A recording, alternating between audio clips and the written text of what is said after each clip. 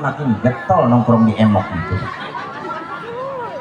Di mana aja itu utang entong Bu. Senin nongkrong di emok, Selasa nongkrong di emok, coba Rebo di emok, Kemis di emok. Apaan emok emang macem-macem, ada MDK, ada Pantura, ada Parahyangan, ada DPR, lalu utang semua. Kembali ke persoalan tadi. Maka sebagai seorang pimpinan, apapun bentuknya, dekati fakir miskin. Mereka itu mulia, doanya itu mustajabah. Itu kalau betul-betul kita komitmen ingin mencontoh akhlak Rasul. Di sini dulu nih. Karena ketika pimpinan itu atau orang-orang kaya itu hadir bersama orang-orang miskin, maka fungsi dari pimpinan dan orang kaya sebagai spirit, sebagai apa? Penyemangat buat orang-orang susah. Orang susah dideketin aja, goro lagi dibagi, dideketin sama lurah, dideketin sama orang kaya, girang orang susah masa gitu dia bener. Tuh Pak, saya buktiin Pak, ini orang susah nih, tetapi saya nggak kesini, ini orang kaya semua. Maksudnya ini orang susah. Gue takut lu marah. Ntar gue pulang ditimpukin lagi. Orang-orang susah, ceritanya pengen jalan-jalan, dia mah jalan-jalan gapan bisa ukur ke Pakis, itu gapan patungan naik dora, yang jual ayam, yang jual ini. Seneng Pak, maaf nih orang susah. Di tengah jalan ternyata ketemu sama Pak Haji, orang kaya, naik mobil mewah, diiringin. Pas begitu dilebas samping-sampingan, ini taikan orang rombongan orang miskin naik dora. Nah di sebelah kanan ini mobil mewah orang kaya. Prosodin kacanya, tanya tuh orang miskin yang ada di dora, ibu-ibu pada kemana? Seneng nggak yang ada di dora tuh? Jejimprakan banget. Mau ke sono, Bu Haji mau kemana? Dia nanti bang ditanya dibagi orang ke orang. Bener nggak begitu? Rasulullah tuh paham. Ada buntut. Karena tahu bener Pak. Rasulullah itu tahu bener. Secara psikologi orang miskin teh pahit, getir kehidupannya. Nyanyi. Ngapain dia orang miskin mau ada yang pantas orang? Guru lagi tawa nyengirnya dia orang pantas. Itu ujiannya lah. Maka Rasulullah memberikan semangat itu. Ini bukan kata saya Pak, kaum sufah Pak. Ini yang mengadukan kepada baginda Rasul. Ada kaum sufah, jumlahnya tidak kurang hampir kurang lebih itu 600 sampai 700 orang. Nah itu tinggal di beranda masjid. Orang-orang miskin tanya pada bangkrut apa. Nah itu keluarnya seperti itu. Dari mana mereka makan? Ditanggung oleh negara. Jadi Undang-Undang 45 model nih negeri kita, pasal 34 ayat 1, di mana fakir miskin dan anak yatim dipelihara oleh negara. Rasulullah sudah lebih dulu. Itu begitu. Itu keluarnya orang miskin begitu. Ya Allah ya Rasul, jadi orang miskin tuh ya Allah. Coba dah, nih orang miskin jauh banget sama orang kaya. Makanya Rasulullah memberikan warning begini ya, aizzud dunya bil mal wa aizzul akhirah bil amal. Mulianya orang itu di dunia karena banyak hartanya, punya posisi, jabatannya tinggi dan lain-lain. Sedangkan mulianya orang di akhirat bukan karena hartanya tapi karena amalnya. Kenyataannya betul. Coba orang kalau susah, kalau miskin, nih godain nih, entong kata orang lain, saudara ge ngaku orang lain, kan begitu. Tapi sebaliknya, orang kalau kaya, jangankan saudara, orang lain ngaku saudara. Tuh Pak penderitaannya. Makanya jadi orang kaya jangan sombong. ngomong jangan suka ceplak-ceplaknya, ketemu orang miskin pangsalan gue mungkin medok belai. Jangan Jadi ngapa? pangsalan gue lu bajunya itu lagi entong dikatain lu punya duit mah bagi dia suruh beli baju. Orang-orang yang pengen saling duit gak kagak, boro-boro mikirin baju, mikirin jajan bocah, dia juga setan. Apa ketemu apa orang? Paham nih? Rubah melalui wasilah peringatan ini. Sama bapak-bapak juga begitu. Jadi bapak-bapak. Coba dah kalau orang kaya. Saya kenal nggak saya sama Haji Azizah? Oh, Haji Azizah yang rumahnya di perapatan ya? Iya. Oh, yang punya material? Iya, Cek. Yang mobilnya Pajero warna putih? Iya, Cek. Dia mah kondisi kisahnya ada? Iya, Cek. Lah, kalau itu mah padahal cuman kenal, ngaku saudara. Kalau Cek Haji Azizah mah itu sama saya teh masih ada bau-baunya. Sama-sama bau ketek. Begitu. Sebab neneknya Haji Azizah sama nenek saya sama-sama nenek. Akinya Haji Azizah sama aki saya sama-sama. Bener nggak begitu kira-kira? Rubah. Jangan anggap remeh, mulia di hadapan Allah. Orang miskin doanya itu mustajabah. Baik-baik Pak, baik-baik ibu bapak nganterin orang-orang miskin, anaknya kelaparan pengen jajan tahu bulat kagak gablek duit tuh bocah sampai besut-besut dengkulnya, nangis bocah itu, air matanya jatuh itu di tanah kagak ridho ditempatin tuh sama manusia yang ada di atasnya, tidak akan memberikan keberkahan. Rasul sampai begitu. Mudah-mudahan ada perubahan nih ya. Yang minimal mulai malam ini jangan sehina-hinanya dah. Sama orang jangan nganggap remeh gitu aja dah dulu dah ya.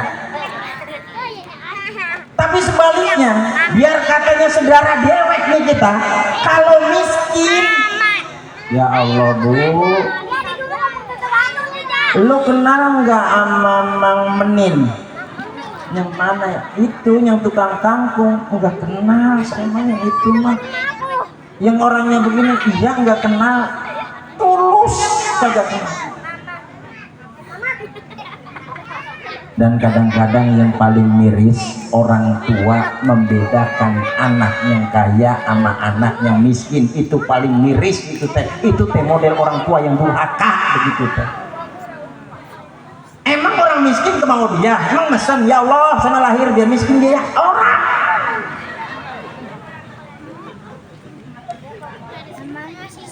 Satu penderitaan tuh orang miskin. Terus orang miskin nih ya, bagian katanya dandanannya sampai steady flat, pakai kaos lepis, rambut limis, pakai minyak bekas goreng pedas. Waktu yang ini orang kaya pakai kaos oblong doang, tetap penghormatan orang beda, bener nggak? Ini yang oblong doang nih orang kaya nih, makanya kudu bersyukur baik-baik, jangan ngapung dipuji jadi lupa diri. Orang kaya ya, sebab pasti itu dimuliakan di hadapan pandangan manusia. Nih sama orang kaya sama bagian pakai kaos, Pak Haji mau kemana? Itu kebetulan mau lihat mobil saya, itu katanya itu lagi ngetem di sana itu. Pak Haji punya mobil? Iya, angkutan lah, bis kecil-kecilan ada 40 unit. Orang kaya dihormati, nanya dia Pak Haji, giliran tuh yang jalan belakangan miskin becerangah-cerengah pengen ditanya, sekali nanya, lalu ngikut-ngikut baik cemplok. Astagfirullahaladzim, penderitaan.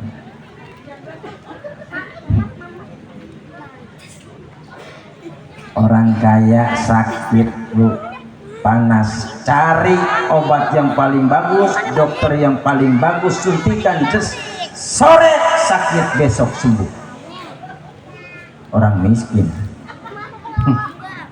dibang batuk-batuk ya.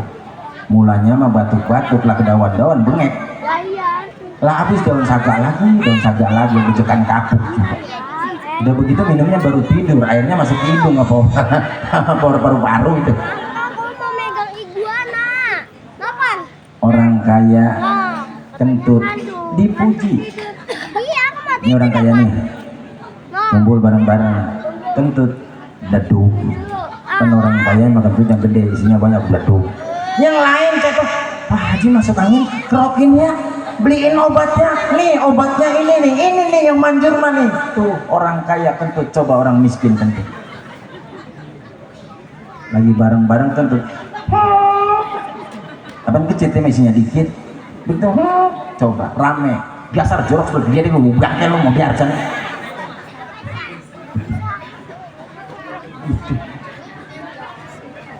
Pokoknya beda-beda. Makanya harus sabar orang miskin, harus tawadu orang-orang yang kaya, jangan sombong. Justru mereka nih orang-orang miskin itu adalah hamba-hamba yang dimuliakan oleh Allah. Kenapa? Karena walaupun mereka miskin tetap mereka ada sabar dalam taat kepada Allah. Buktinya apa? Masih bisa datang ke sini walaupun nggak punya duit, betul? Sampai matinya Pak, tetap beda. Kaya sama miskin beda. Nih orang kaya mah bentuk innalillahi wa inna ilaihi rajiun, telah meninggal dunia Haji Soleh. Astagfirullah Pak Haji meninggal, sakit apa ya Allah, yuk kita ngeliat tuh. Giliran yang miskin innalillahi wa inna ilaihi rajiun, telah meninggal dunia Cesani. Kata orang di sini pakai mati lagi bisa.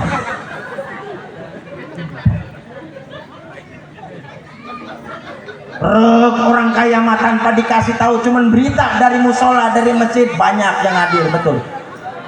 Orang kaya, orang miskin satu datang pulang. Iya, udah gitu yang datangnya pada kuru-kuru. Ini sesama miskin. Tahlil orang kaya, acara habis isya maghrib udah kumpul.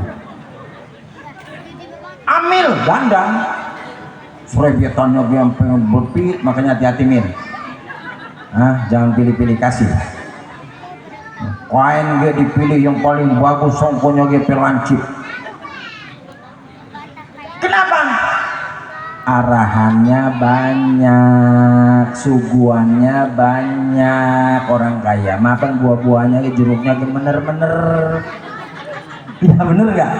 Yang kacang tanahnya ke pulen-pulen, yang bagus-bagus, semangkanya ke manis-manis. Itu orang kaya. So apa rokok ke sebungkus, segelas, betul? Nah kemudian airnya ke air aqua. Enak orang kaya mah ambil ke sampai kuatan khusyuk baca doa. Kenapa? Amplopnya pego. Allahumma ja'al kubur rawdah min riyadil jannah wa la taj'alhu sadda. Sampai di alam.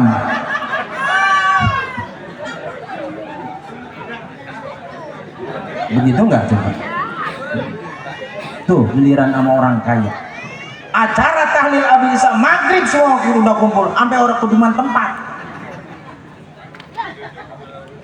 Berangkat ke kuburan ngiringin bareng-bareng. Kenapa? Saweran solawatnya banyak, kuburannya dekat, pojokan pekarangan, bawa sengon adem. Pantasnya malaikatnya dibaik.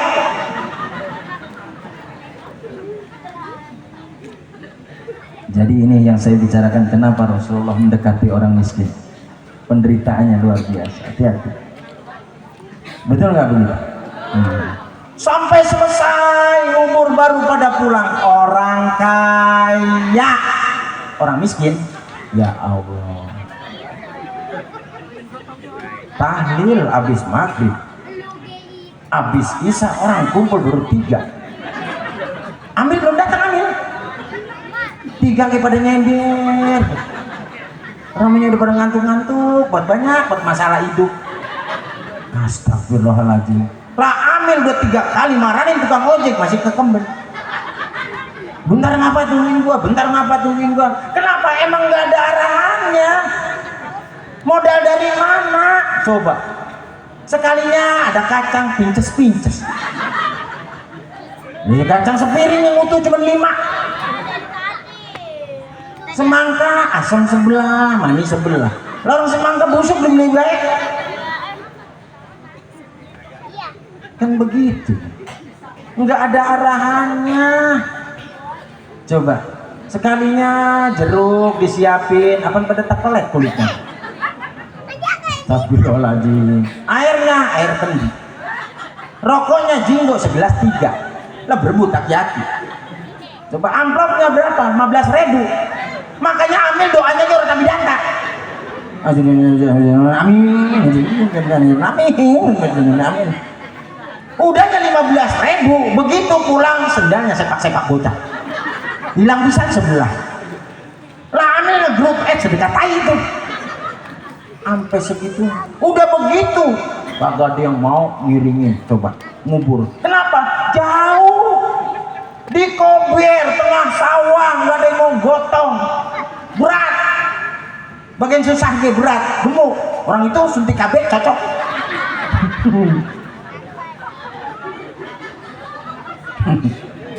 Jangan kesinggung kek. Ngomong kalau yang suntik KB mah nang laki lu mau. Kober tengah sawah. Wah, liwatin petek. Lah kagak ada yang mau gotong, sekalinya mau iparnya, adiknya, ya sama sepupunya, sama anak tetangga yang digotong, gemuk, yang gotong tuh bengeknya, guru-guru. Lah jauh bu, panas, capek, ngasok pojokan sawah. Coba masa gotong mayit ngasok, bubung kelapa ngadem. Lama ngasok, akhirnya apa? Mayit ngelokong. Ngelak kebiang, gerah dalam bangun. Maka kata mayit lah, itu pakai ngasok. Malah takut, amburadul bubar malah tahu. Yang gotongnya ketakutan, lainnya mayit kan. Yo ngakli umur yang gotong. Lah hidup dewek jalan deh ke kuburan coba. Ngubur dewek, ngapain dewek? Gempe itu. Sampai segitunya. Apa kata baginda Rasul? Tenang, seperdetik orang-orang miskin kesabarannya itu akan diberikan pahala dan ganjaran oleh Allah Subhanahu wa taala. Kemudian nanti yang lebih dulu masuk ke surga bukan orang kaya, orang miskin. Kenapa? Karena hisab yang terberat adalah harta. Min aina tasabawa fima anfaqo. Loh yang pada punya harta, lu dapati dari mana? Lu gunakan untuk apa? Lama prosesnya, makanya lebih lama. Orang miskin mah cepat masuk surganya. Kenapa? Yuhasibu hisabayasiro, ringan. Paham? Beruntung jadi orang miskin. Jadi lebaynya ini menang. Benar Pak. Ayo. Kan begini kira-kira. Lu punya mobil? Punya Pak. Lu dapati dari mana belinya dan gunakan untuk apa? Punya motor? Ada. Dapati dari mana kau gunakan untuk apa? Punya tanah? Punya. Dapati dari mana kau gunakan untuk apa? Punya rumah? Dapati dari mana kau gunakan untuk apa? Seberapa dia memiliki harta, maka sebesar itu, sebanyak itu akan dimintakan pertanggungjawaban oleh Allah Subhanahu wa taala. Orang miskin punya motor?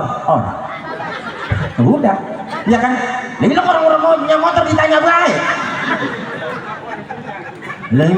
Jadi ujung-ujungnya malaikat ngikut-ngikut PA. Enggak punya motor? Orang? Iya dah. Itu yang iya dah doang. Mobil? Bukan orang buru-buru mobil, bukan motor dia orang. Iya lupa saya. Beres kan dia bercanda doang kita. Rumah ada dulu mau bantaran gusur. Jadi kadang orang lancet terus punyanya apa? Belum panci bolong, coba lu badong. Lu lancet dan masuk surga tuh, kan begitu. Makanya kalau pengen masuk surga duluan miskin, Bener Pak. Jadi di Darul Arqam nih lagi kumpul-kumpul Nabi bilang begini, wahai sahabat-sahabatku, kalian nanti ya, kalau Allah takdirkan kalian ke surga, masuk surga, kalian insya Allah nanti bersama dengan aku. Almar'a ma'a ahabba, kan begitu. Sebab seseorang itu akan bareng ya dengan orang yang dicintainya. Jadi kalau aku surga, insya Allah kau pun akan surga bersama dengan aku. Tapi nah, Rasulullah senyum. Tapi nanti kalau kita nih pada masuk surga semua, yang paling belakangan masuk surga adalah Abdurrahman bin Auf. Kaget Abdurrahman bin Auf. Loh, kenapa saya belakangan ya Rasul? Itu dalam satu kisah lain Pak. Itu 2000 tahun Abdurrahman bin Auf itu baru nyusul sama teman-temannya. Kenapa? Karena Abdurrahman bin Auf itu sahabat Rasul yang paling kaya. Setelah dikonversi masa ini, saat ini, berapa kekayaan Abdurrahman bin Auf? 7.000, 1 triliun. Itu dikonversi. Saat itu, sepertiga saham dan kebun kurma yang ada di kota Madinah milik Abdurrahman bin Auf. Ya boleh jadi lama Pak. Lu punya kebun kurma ya di Cikarang punya. Lu dapetin dari mana? Kan jadi lama. Akhirnya ya, sebagai seorang sahabat yang ingin bareng dengan Rasulullah, wah kalau begitu nih harta terjadi fitnah buat gua jadi kagak bareng nih. Nah, pokoknya gua mau miskin. Tuh, Abdurrahman bin Auf mah pengen miskin. Jadi mintanya dimiskinkan oleh Allah. Apaan kita memintanya? Kaya, nggak ada ibunya mintanya pengennya banyak bepan kita mah. Nggak ada tuh ibu-ibu kalau berdoa, ya Allah kasih saya ya Allah beras, duit, ya cepet, saya mah orang. Banyak ya Allah, yang berkah ya Allah. Ini bang sholat maghrib doang ya buat mintanya pengen merobot kayak tasan cepik.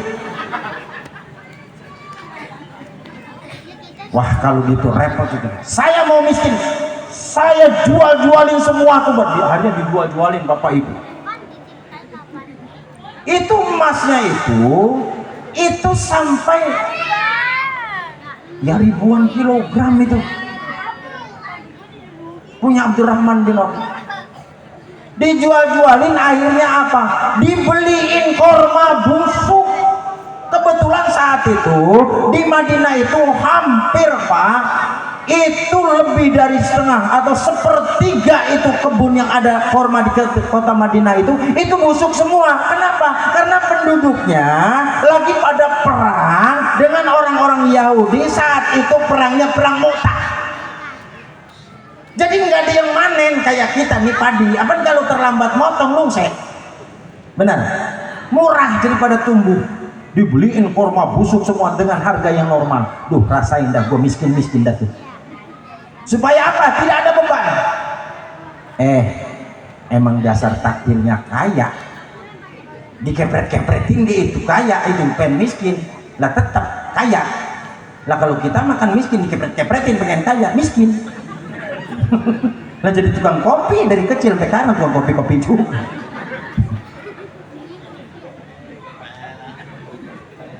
Kenapa takdirnya nih saya katakan kaya kudu kaya, Pak?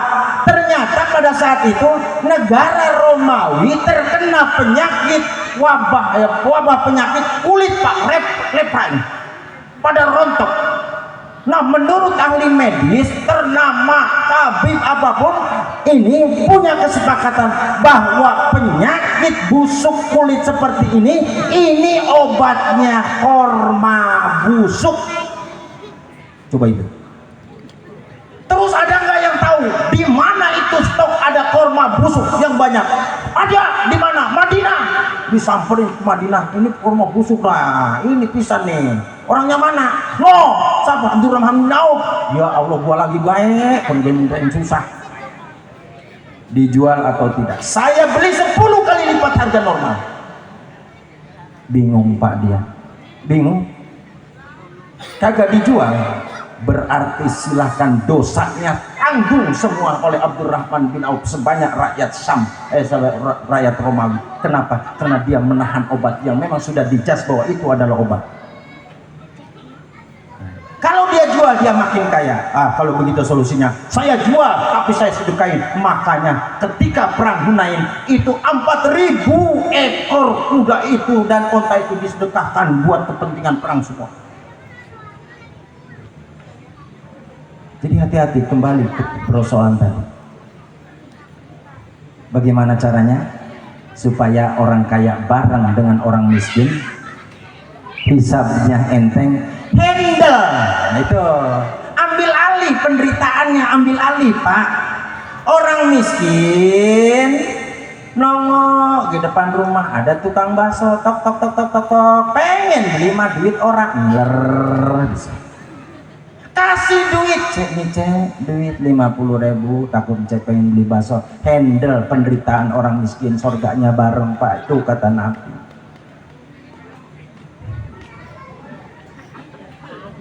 Ya.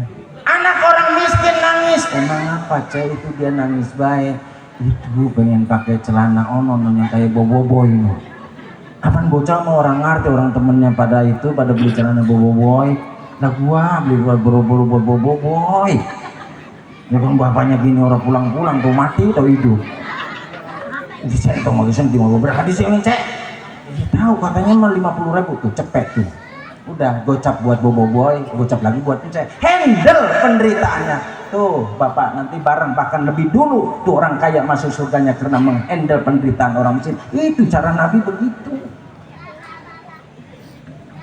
Jadi jangan mau enggak.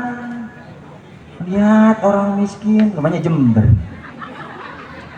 Duduk misa, entah pakai kondangan, kadang-kadang di majelis gak ada itu begitu. Bener nggak? Yang kaya mah di depan tuh pada tuh duduknya kayak pada bonjor. Orang itu pakai gelang kaki. Pengen dilihat, giliran yang miskin di pojokan, mana kainnya gesekoan lagi pada ngiler. Ence sakit apa, mamang sakit apa, buyang banget kenapa nggak berobat, konoro punya duit gua berobat. Kali obat-obat udah minum ini mah obat-obat warung mah, cuman belum periksa doang. Ayo saya antar, ayo naik motor, jangan gua mah nggak bisa naik motor, naik mobil gue mah nggak bisa, soalnya gue mah kalau naik mobil norak, apaan giliran turun, giliran anjlogan, bro gua geli. Orang miskin kan begitu, diajak naik mobil di depan, apa enggak so kalau giliran jalan turun, tuh bro nyengir, gitu. Ya udah kalau begitu ini duitnya, ence berobat atau saya panggilin mantri, handle penderitaan orang-orang susah, insya Allah nanti orang kaya justru lebih dulu masuk ke surganya. Inilah contoh dari baginda Rasulullah SAW yang harus kita toladani. Mudah-mudahan kita berubah mulai malam ini. Kalau tidak ada perubahan, lantas apa hikmahnya kita mengadakan acara seperti ini? Jadi kita azam dulu.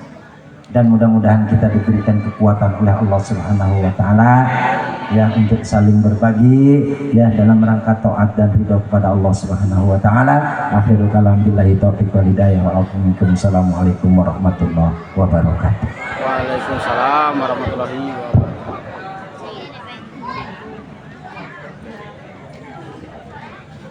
Terima kasih kepada beliau, apa-apa yang telah disampaikan kepada beliau, apa-apa yang beliau sampaikan kepada kita, semoga bisa manfaat dan kita terapkan. Sebelum ditutup dengan doa pada para jamaah untuk tidak meninggalkan tempat terlebih dahulu karena panitia sudah menyediakan nasi kebuli. Nah nanti setelah doa silahkan bikin formasi satu nampan 4-5 orang.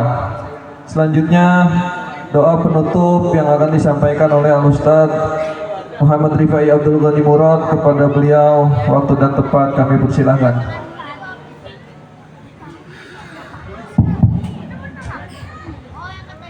طلع البدر